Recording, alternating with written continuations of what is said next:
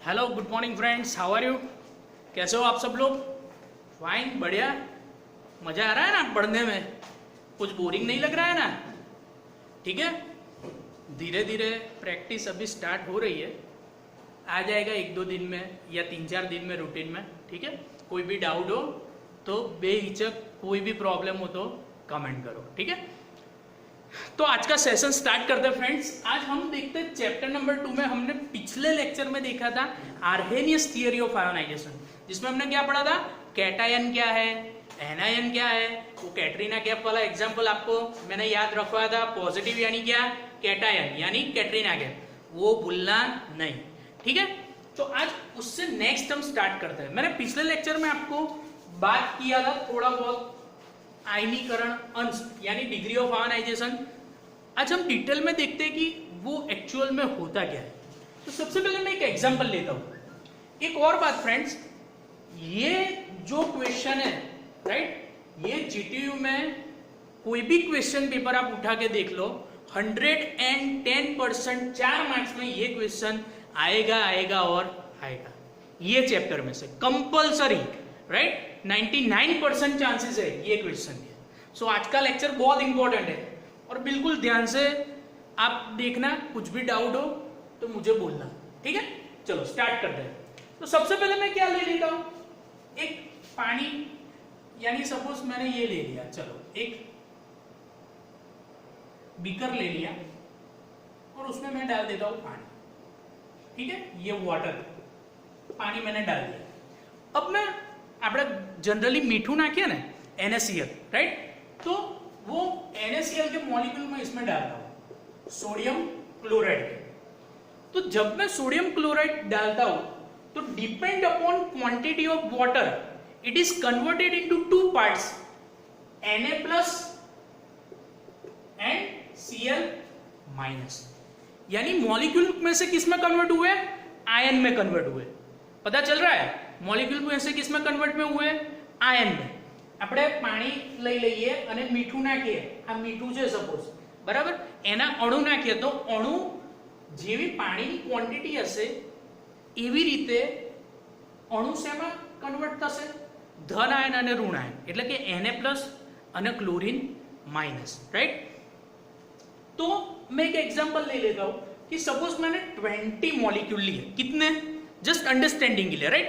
कितने मॉलिक्यूल लिए? सपोज मैंने 20 मॉलिक्यूल लिए।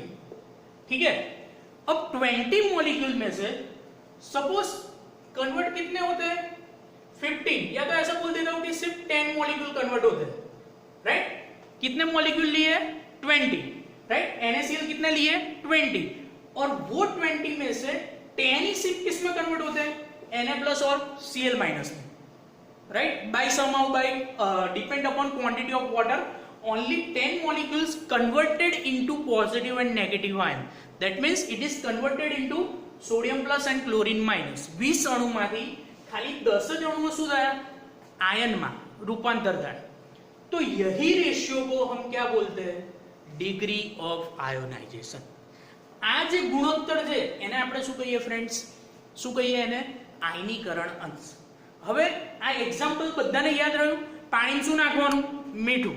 કોરોના છે તો આપણે શું કરીએ છીએ? કોગળા કરીએ છીએ પાણીના, બરાબર? તો એ એક્ઝામ્પલ યાદ રહે આપણને? પાણીમાં આપણે 20 અણુ નાખ્યા, 20 અણુમાંથી કોઈ પણ 10 કે 15 એ અણુઓ શેમાં કન્વર્ટ થયા? આયનમાં, એટલે ધન આયન અને ઋણ આયનમાં। બસ આ જ એક્ઝામ્પલ પરથી આપણે ડેફિનેશન બનાવીશું। સૌથી પહેલા આપણે રેશિયો કીધો તો 20 શું છે? લીધેલા કુલ અણુઓ, તો એને હું લખી શકું જે મેં અહીંયા લખ્યું છે છેદમાં, લીધેલા કુલ અણુઓ। અને બીજું શું છે? વિયોજિત એટલે છૂટા પડવું। 20 માંથી કેટલા કન્વર્ટ થયા? 10 શેમાં? ધન આયન અને ઋણ આયનમાં। તો આપણે શું લખી શકીએ? આયનમાં વિયોજિત થયેલા અણુઓની સંખ્યા, અથવા બીજા વર્ડમાં એવું લખી શકીએ કે અણુઓમાંથી આયનમાં રૂપાંતરિત થયા છે તેની સંખ્યા। યાદ રહી જાય? એક્ઝામ્પલ પરથી શું રાખવાની? ડેફિનેશન યાદ રાખવાની, બરાબર? ગોખવાનું નહીં, રટ્ટો મારવાનો नहीं। पानी ना कोगड़ा, मीठा वाला पानी ना कोगड़ा याद रखवाना। आवड़े राइट? कैसे याद रखेंगे फ्रेंड्स? ये 20 है, हमने 20 क्या लिए है? Total number of molecule. आप खुला करते हो, ठीक है? कोरोना में खास सॉल्ट डाल के और टर्मरिक डाल के आप कूला करते हो, तो वो वाला एग्जांपल अपने दिमाग में फिट रखो। सर ने बोला था कि पानी है, उसमें मैंने टोटल कितने मॉलिक्यूल डाले 20, तो मैं क्या लिखूंगा यहाँ पे टोटल नंबर ऑफ मॉलिक्यूल।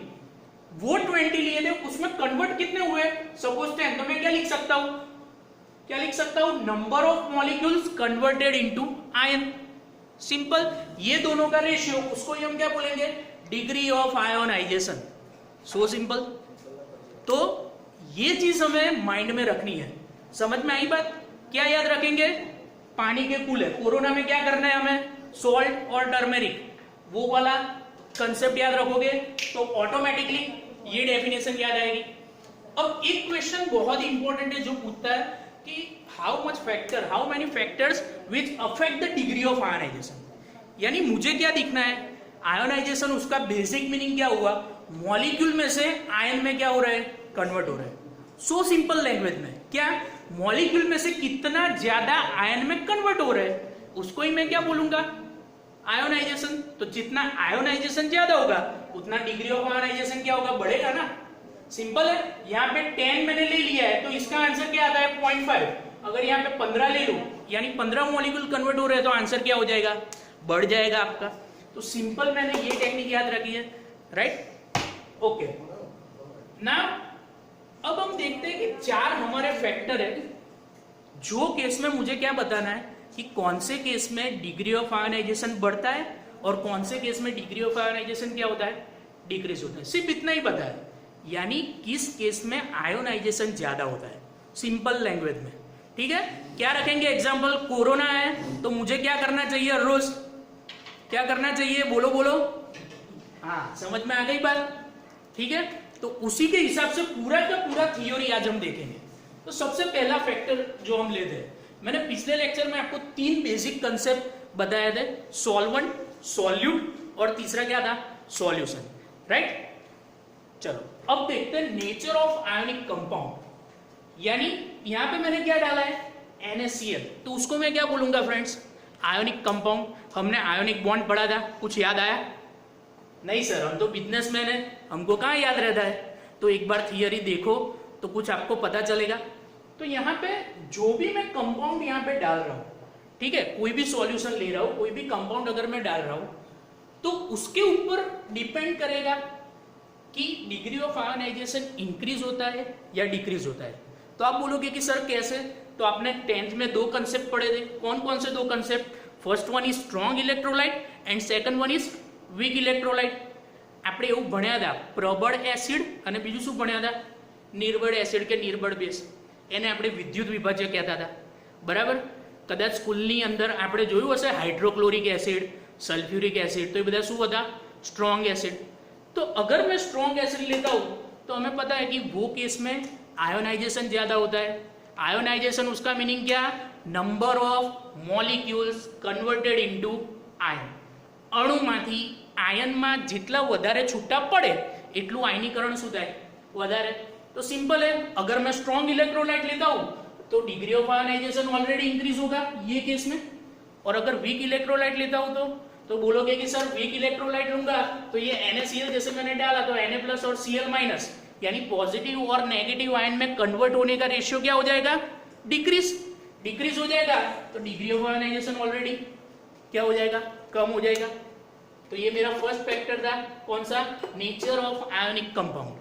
ठीक है, अगर स्ट्रॉन्ग इलेक्ट्रोलाइट है तो डिग्री ऑफ आयोनाइजेशन बढ़ेगा. व्हाई, बिकॉज उसमें आयोनाइजेशन क्या होता है, ज्यादा होता है. और वीक इलेक्ट्रोलाइट है तो क्या होगा, कम होगा. चलो अब सेकंड फैक्टर पे आते हैं, नेचर ऑफ सॉल्वेंट. દ્રાવકની પ્રકૃતિ. દ્રાવક એટલે ખબર ને, આપણે પાણી જે લઈએ જેમાં ઓગાળીએ, જે સોલ્યુશનમાં આપણે ઓગાળીએ એને આપણે શું કહીશું, દ્રાવક. इसमें एक कंसेप्ट है पोलर और नॉन पोलर, जो मैंने फर्स्ट चैप्टर में हाइड्रोजन बॉन्ड में आपको बताया था. अगर पोलर मॉलिक्यूल है तो उसका मीनिंग क्या, सपोज H2O पोलर मॉलिक्यूल है तो ये इजीली H+ और OH- इसमें इजीली सेपरेट हो जाएगा. तो जैसे ही मैं कुछ भी डालता हूं, सपोज NaCl डालता हूं, तो पॉजिटिव क्या करेगा, नेगेटिव को अट्रैक्ट करेगा. यानी यहां पे मैंने दिखाया ये नेगेटिव है तो सोडियम को अट्रैक्ट करेगा, और ये पॉजिटिव हाइड्रोजन है तो क्या करेगा, नेगेटिव को अट्रैक्ट करेगा. हमें पता है ऑपोजिट ऑलवेज अट्रैक्ट. विरुद्ध વીજભાર ધરાવતા હોય તો શું થાય? હંમેશા આકર્ષણ. तो सिंपल है सर, मुझे वही चाहिए. पॉजिटिव और नेगेटिव में जितने ज्यादा सेपरेट होगे, जितने ज्यादा आयन में कन्वर्ट होगे, उतना डिग्री ऑफ आयनाइजेशन बढ़ेगा. तो ये केस में मैं क्या लिखूंगा? अगर मेरा सॉल्वेंट पोलर मॉलिक्यूल का है तो डिग्री ऑफ आयनाइजेशन क्या होगा? बढ़ेगा. और अगर मेरा सॉल्वेंट नॉन पोलर मॉलिक्यूल का है तो डिग्री ऑफ आयनाइजेशन क्या होगा? डिक्रीज होगा. अब सर पोलर और नॉन पोलर को याद रखना है तो देसी लैंग्वेज में हम ऐसा बोल सकते हैं कि जिसमें हम इजीली सेपरेट कर सकते हैं, किसमें? पॉजिटिव चार्ज और नेगेटिव चार्ज में, उसको हम क्या बोलेंगे? पोलर. और बाकी का क्या होगा? Non polar. राइट. ધ્રુવીય અણુ અને અધ્રુવીય અણુ. ધ્રુવીય અણુ કોને કહેવાય ફ્રેન્ડ્સ? કે જેની અંદર આપણે ધન વિદ્યુતભાર અને ઋણ વિદ્યુતભાર એમાં ઇઝીલી સેપરેટ કરી શકીએ તો એને આપણે શું કહીશું? ધ્રુવીય અણુ. બાકીના શું આવશે? અધ્રુવીય અણુ. તો ધ્રુવીય અણુ હશે તો આ ધન વીજભાર હશે કોને એટ્રેક્ટ કરશે? ઋણને.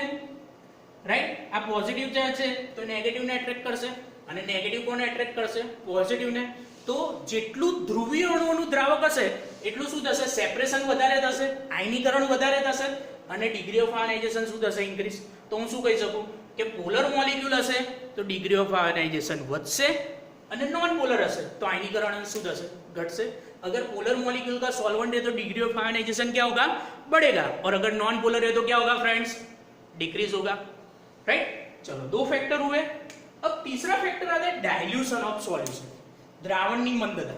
तो मुझे बताओ आप कि किसी भी सॉल्यूशन को अगर डाइल्यूट करना है तो आप क्या ऐड करोगे? बोलो बोलो. आप बोलोगे कि सर वो तो बहुत इजी है, हम क्या डालेंगे? पानी. तो यहां पे मैंने क्या बताया? वाटर. तो वाटर क्या है? Polar molecule. तो जितना ज्यादा पानी डालूंगा उतना क्या होगा? पोलर मॉलिक्यूल की क्वांटिटी बढ़ेगी या घटेगी? बढ़ेगी. But obvious. तो पोलर मॉलिक्यूल है तो मुझे पता है कि in case of polar molecule degree of ionization क्या होता है?